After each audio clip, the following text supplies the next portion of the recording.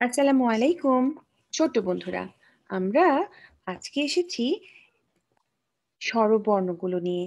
ছড়াই ছন্দে স্বরবর্ণ। আমরা কিন্তু আমাদের আগের ভিডিওগুলোতে স্বরবর্ণগুলো পড়া শেষ করেছি।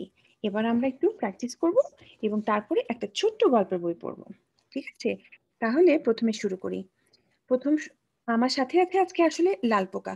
কেমন আছো লাল পোকা? ভালো আছি, তুমি কেমন আছো? আমিও ভালো আছি, থ্যাংক ইউ। শোনো, দেখো, প্রথমে আমাদের কি বর্ণ আছে মনে আছে এই বর্ণগুলোর কথা? স্বরে অ, সরে ও, স্বরে আ, সরে আ, হ্রস্ব ই, রসই, দীর্ঘ ই, দীর্ঘই, হ্রস্ব উ, রস উ, দীর্ঘ উ। দীর্ঘ উ। তারপরে ও মা, নিচে যাচ্ছে না কেন? আ,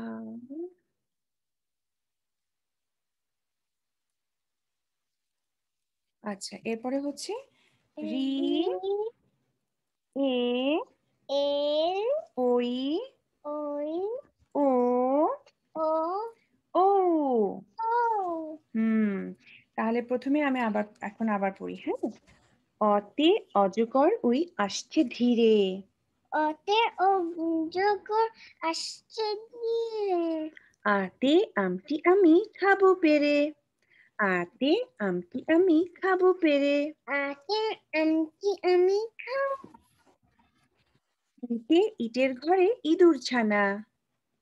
ইটে ইটের ঘরে ইঁদুর ছানা।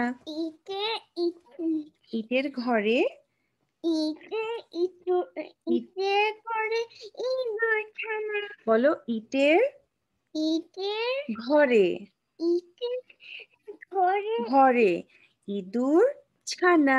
ইতে ঘরে, ইতে ঘরে ইঁদুর ছানা। হ্যাঁ, ঘর মানে কি জানো? রুম।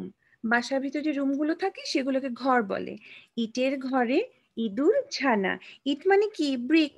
তাহলে ব্রিকের রুমের ভিতরের কথা বলছে। ইটের ঘরে ইঁদুর ছানা। দীর্ঘ ইতে ঈগল পাখি মেলে ডানা। এখানে একটু ভুল আছে, মেছে ডানা হবে না, এখানে হবে ঈগল পাখি মেলে ডানা। ইতে ইগুল হ্যাঁ, মেলা মানে হচ্ছে স্প্রেড করা। ওর ডানাগুলো মানে ওর উইংস গুলো স্প্রেড করে দিল, বুঝছো? ইতে ঈগল পাখি মেলে ডানা। উতে উট চলেছে মরুর দেশে। বলো, রস্য উতে উট রস উঠ উট চলেছে মরুর দেশে। উট উঠে উট উঠে চলেছে উঠে উঠে মরুর দেশে। মরুর দেশ মানে কি জানো? মরুর দেশ মানে হচ্ছে ডেজার্ট। এই যে এখানে সব বালি, এখানে হচ্ছে সব মরুর দেশে, ওখানে হচ্ছে ক্যামেল থাকে, তাই না? ওখানে তো উট থাকে। তারপর দীর্ঘ উতে উর্মিমালায় সাগর হাসে। মানে সাগর মানে হচ্ছে সমুদ্র, সি, বুঝছো?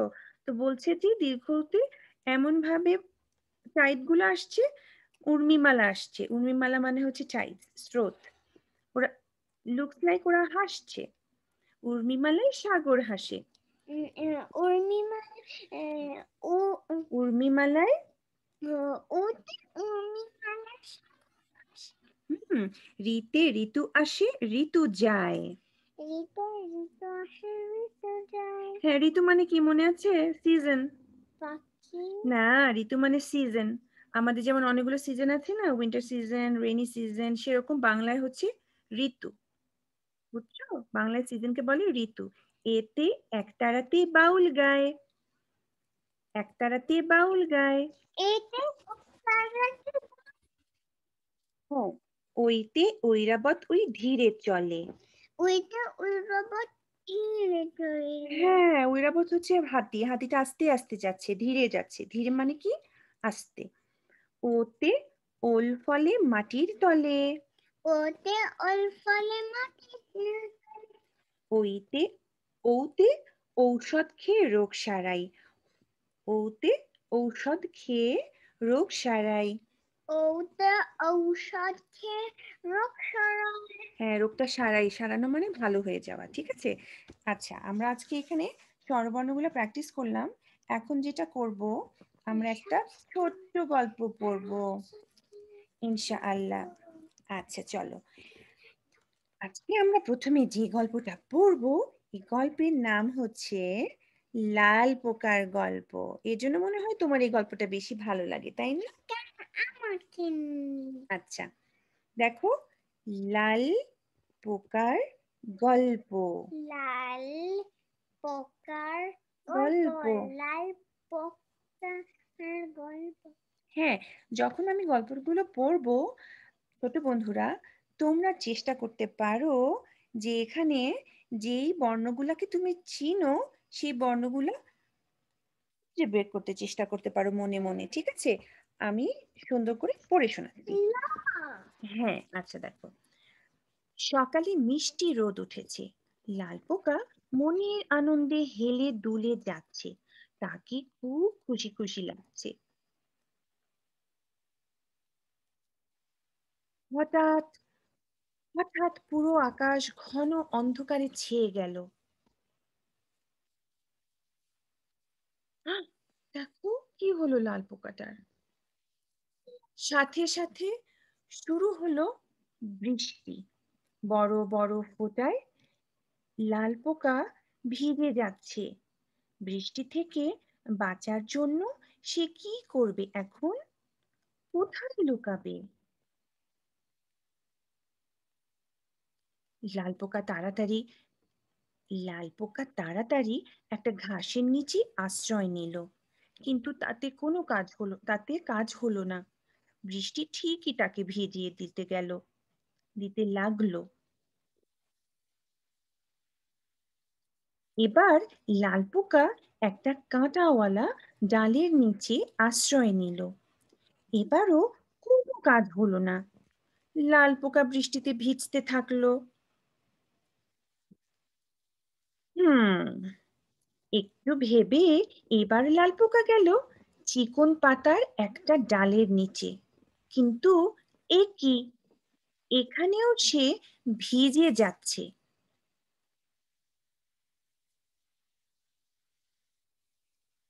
আহ, শেষে লাল পোকা তাড়াতাড়ি গেল একটা কচু পাতার নিচে।